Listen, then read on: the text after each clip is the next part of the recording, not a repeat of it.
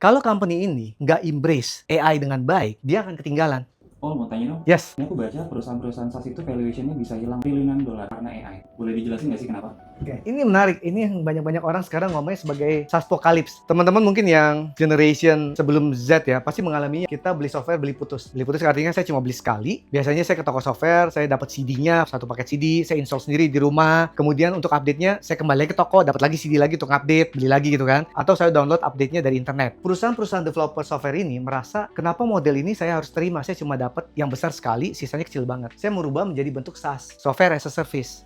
Bedanya, oh ya kalian nggak perlu lagi banyak install, nggak perlu lagi bikin server di kantor. Kalian cuma perlu login karena semua server algoritma, semua yang berat-berat itu mereka taruh di server di internet. Jadi customer cuma perlu login. Karenanya mereka akhirnya jadi kayak subscription. Jadi customer bayar nih, ada yang per bulan, per tahun. Jadi buat developer software, daripada saya tadi terima cuma sekali besar, saya bisa membuat ini menjadi revenue yang selalu datang berdasarkan waktu. Jadi bagi saya itu, saya memperpanjang revenue saya. Tahu-tahu datang AI. Nah, di video sebelumnya saya menjelaskan gimana sekarang AI itu membantu banget pekerjaan programmer. Kalau dulu misalnya di perusahaan saya nih, kan perusahaan tuh banyak banget ya, punya banyak software lah ya. Saya ingat banget lah waktu saya pertama kerja di Airbus, saya tuh datang, tahu-tahu ada 2000 software. Saya harus simplified. Itu langsung saya buang 400 software gitu kan. Karena managing software-software ini itu capek, dan tiap software ini punya vendor sendiri kan. Tiap ini punya kontrak sendiri, punya support sendiri, dan itu sangat capek untuk manage sebagai satu perusahaan. Dengan AI, karena sekarang saya bikin program lebih mudah, gimana beberapa saya buat sendiri pakai AI. Jadi saya nggak perlu lagi bayar semuanya. Yang ini saya mulai gantikan, bikin sendiri.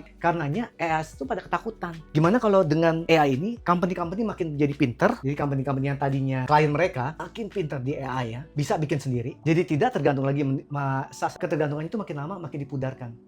Revenue-nya ketakutan dong. Makanya ini sekarang mereka pakai kata SaaSpocalypse. Karena udah mulai kelihatan. Akibatnya, banyak perusahaan SaaS ini mengalami penurunan harga saham begitu cepatnya dalam waktu belakangan ini. Contohnya itu banyak banget yang kena ya. Seperti Salesforce, Shopify, Adobe, Figma, bahkan layanan cybersecurity seperti Palo Alto, CloudStrike, SentinelOne, dan Zscaler. Contoh yang paling gampang adalah Figma. Nah, Google Stitch itu diluncurkan untuk melakukan service di bidang UI UX. Ketika diluncurkan, dalam berapa hari, saham Figma langsung turun berapa persen. Bayangkan, SaaS ini sekarang ketakutan akibat AI. Yang akan ketinggalan siapa? SaaS-nya?